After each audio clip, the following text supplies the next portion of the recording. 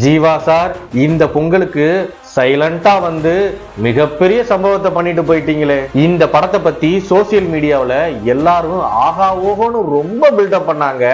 சரி, அப்படி என்னதான் இருக்கு இந்த படத்துல அப்படின்னு போய் பார்த்தா, இந்த படம் ஒரு நல்ல காமெடியாவும் சமுதாயத்துக்கு ஏத்த மாதிரி ஒரு அழகான சோசியல் மெசேஜையும் சொல்லியிருக்குங்க.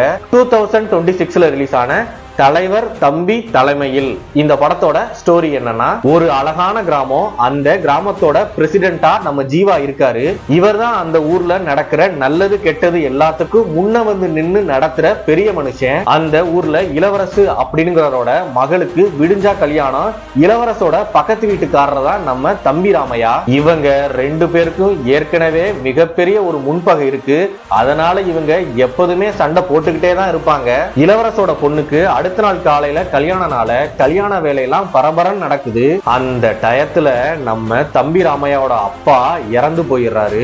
இப்ப என்ன பிரச்சனைனா, இளவரசு முகூர்த்தம் வச்சிருக்க அதே 10:30 மணிக்கு தான் தம்பி ராமையா அவங்களுடைய அப்பாவுடைய பாடியை எடுப்பேன் அப்படின்னு அடம் பிடிக்கிறாரு. அதுக்கப்புறம் என்ன ஆச்சு, கடைசியில இந்த கல்யாணம் நடந்துச்சா இல்ல சாவு ஊர்வலம் நடந்துச்சா இல்ல ரெண்டுமே நடக்காம போயிருச்சா அப்படிங்கறதா இந்த படத்தோட மீதி ஸ்டோரி. இந்த படத்துல ஒரு சீன்ல ஒருத்தன் கல்யாண பொண்ண லவ் டார்ச்சர் பண்ணிட்டு இருப்பான். அப்ப கல்யாண பொண்ணு வெறியாயி அவனை அருவாளை எடுத்து வெட்ட ஓடும். ஒரு குடிகார பைய பார்த்துட்டு பொண்ணு யாரோடயோ ஓடி போதுங்க அப்படின்னு ஊரு முழுக்க பரப்பி விட்டுருவாங்க.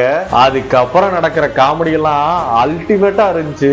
நீங்க இந்த பொங்கலுக்கு உங்க குடும்பத்தோட போய் ஒரு தரமான காமெடி படம் பார்க்கணும் அப்படின்னு ஆசைப்பட்டீங்கன்னா இந்த படம் ஒரு மஸ்ட் வாட்சான மூவிங்க. இந்த மாதிரி மூவி அப்டேட்ஸுக்கு நம்மளுடைய சேனலை ஃபாலோ பண்ணிருங்க.